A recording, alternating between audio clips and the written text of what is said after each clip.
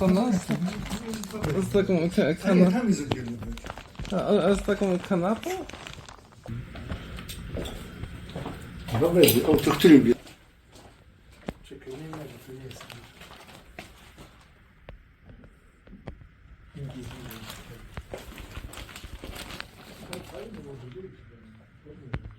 Był jeden z najstarszych hoteli, tylko $70, a inne kosztowały po 100. So I guess this is the hotel we're gonna be staying at for the night in Anacortes. Yeah, it's a bit fancy for one night, but I'll take it. The next morning I set off to explore Whidbey Island and Port Townsend.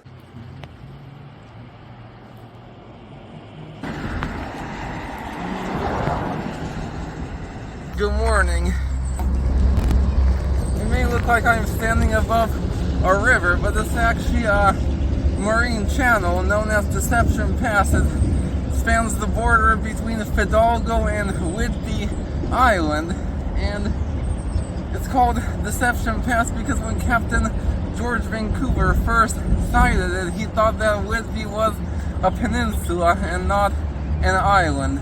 And this place was also notorious for human trafficking. A man called Ben Urey and his accomplice Lawrence Pirate Kelly, as well as Banner's Native American wife, would use the nearby offshore islands as bases for human smuggling operations of Chinese, which would be brought in as labor. And what they would do is they would actually hide the Chinese inside burlap bags attached to the side of a boat, and if there was a threat of being caught by customs agents, they would just release the bags with the Chinese into the water. They would be carried with a strong current all the way to San Juan Island, to an area known as Deadman's Bay in the Limekiln Point where we were yesterday. So it's quite a dark history, but the geography is very interesting.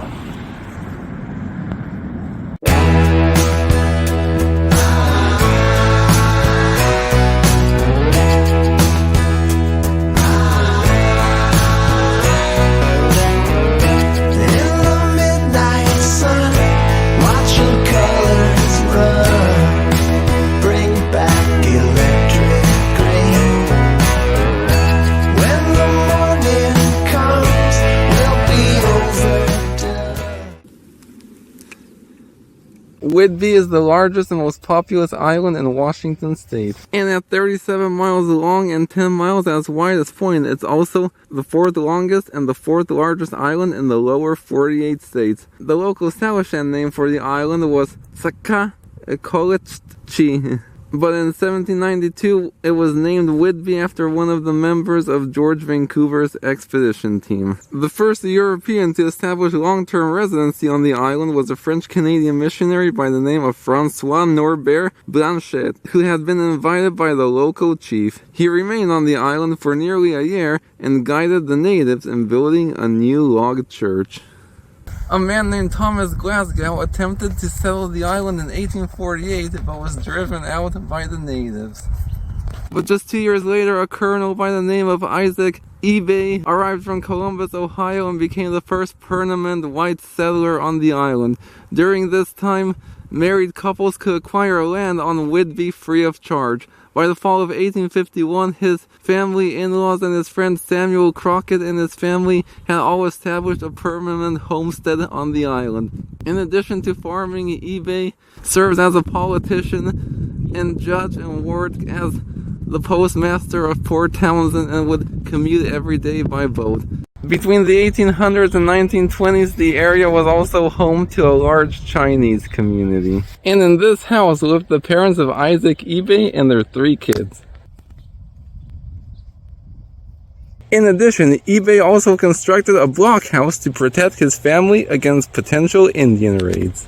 Sadly, though, it wasn't enough to save him from being murdered in the summer of 1857. As retribution for the killing of 27 indigenous members by the U.S. Navy during the Battle of Port Gamble. The blockhouse would later be used by Ebey's son to serve as the first law office on Whidbey Island.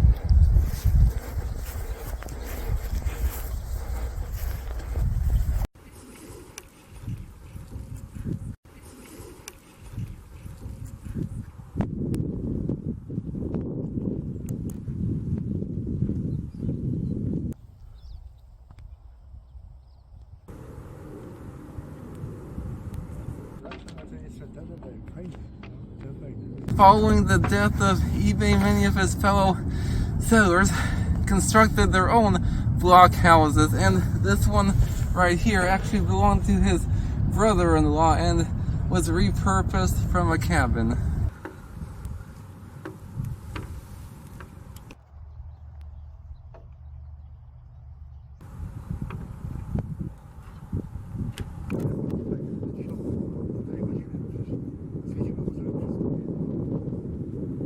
I want to learn more about the region's history and culture, so I'm paying a visit to the Island County Museum in Coupeville. And there's a Native American exhibit that I'm particularly interested in seeing.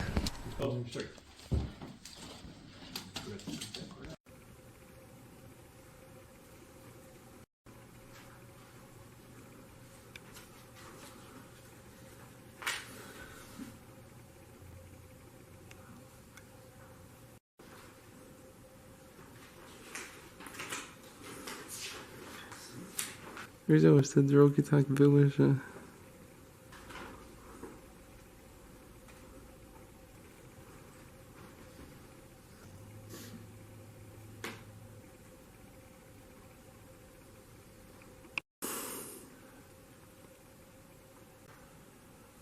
Jakiś dopis był.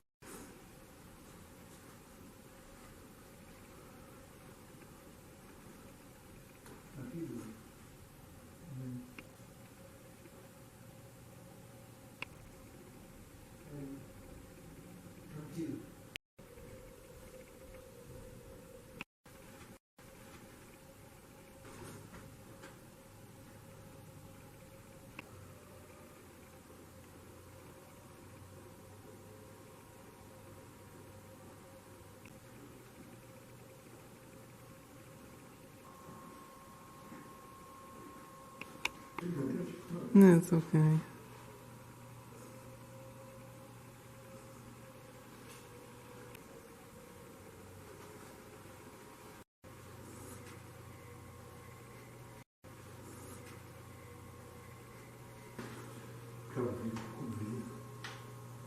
O, takie właśnie w Alasce widzieliśmy.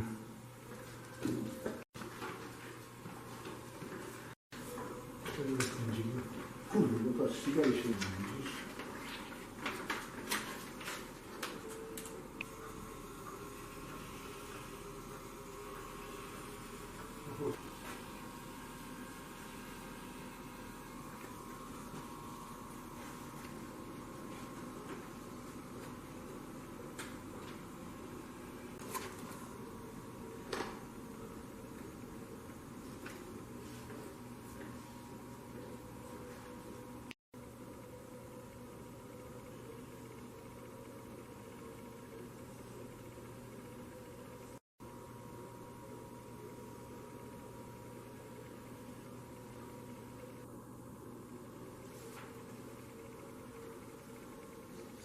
And on the grounds of the museum also sits the historic Alexander Blockhouse. One of the first blockhouses on the island was built by another settler named John Alexander. It has since been relocated from its original location. It would have provided protection for 3 different families.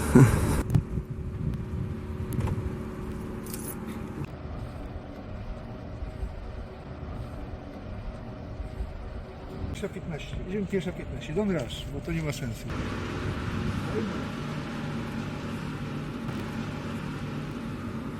First laid out by Captain Thomas Cook in the 1850s, and Coupeville is one of the oldest towns in Washington and the island's most historic town.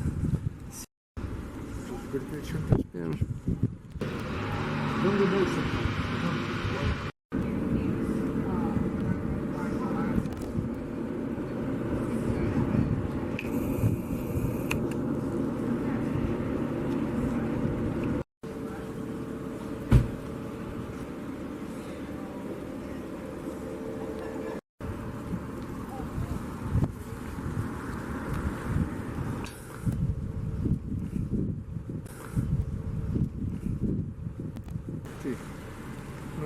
to wszystko co w tym.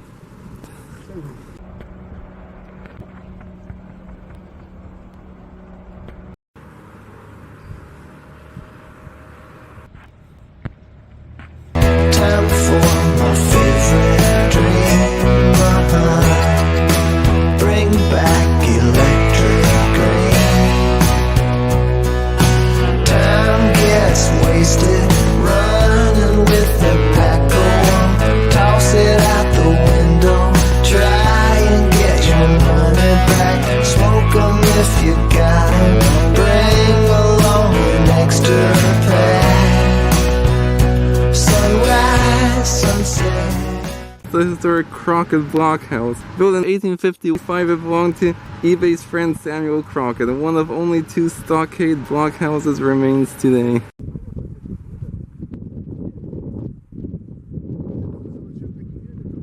This is Fort Casey, part of a series of defense forts that were constructed around Admiralty Inlet in the 1890s, and what was dubbed the Triangle of Fire. The fort never witnessed any fighting and was decommissioned after World War II.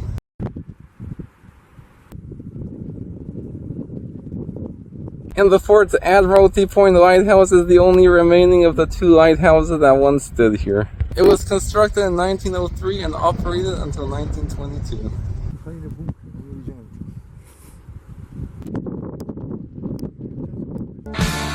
All through the night, I've been thinking about your love. It makes me feel like crying. What can I do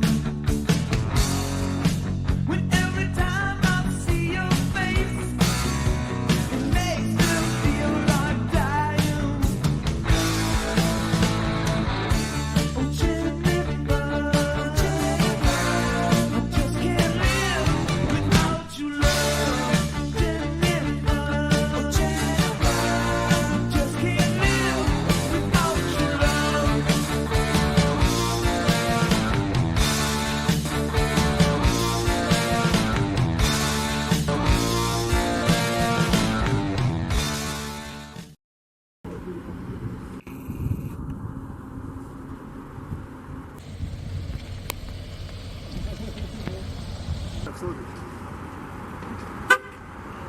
Nie, może jakby dobra. O, ale fajne miasto. Port Townsend, no.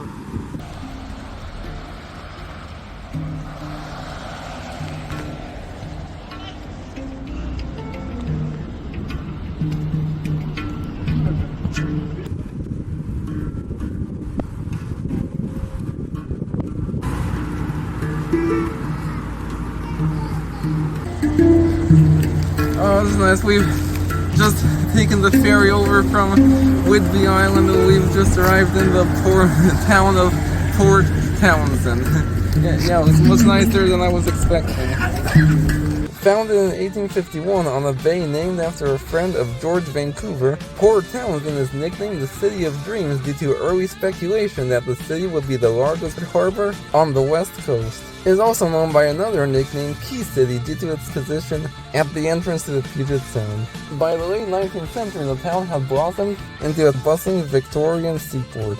But the boom was short-lived as many of its elegant Victorian-era buildings crumbled. But the town saw a brief resurgence in the 1920s, and then again in the 1970s when a huge influx of retirees began to move in, turning it into the charming coastal town we see today. The town is also notable for having a large Croatian population.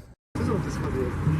Nie widzę, jak powiedzieć skrok. Ja sobie wycieram nos pyrotnikiem. Co? Gdzie?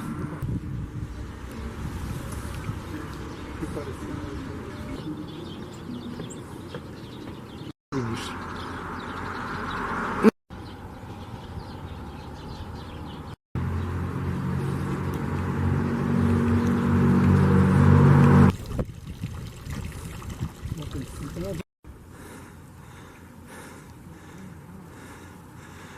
Here's Port Townsend's famous bell tower. Zobacz, bo takie kościoły episkopalne często są otwarte.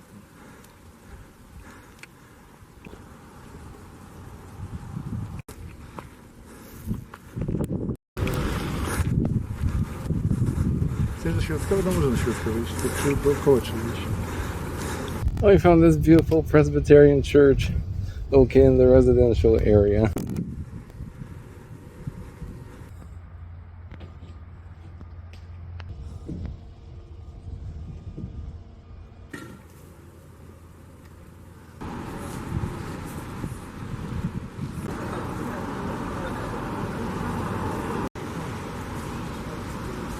I've stopped into this cool little joint that serves Cornish pasties, which I've been wanting to try. They were originally designed so Cornish miners who had dirt and arsenic on their hands could just hold them by the crust and then just dispose of the crust. Yeah, easily the best restaurant on this block.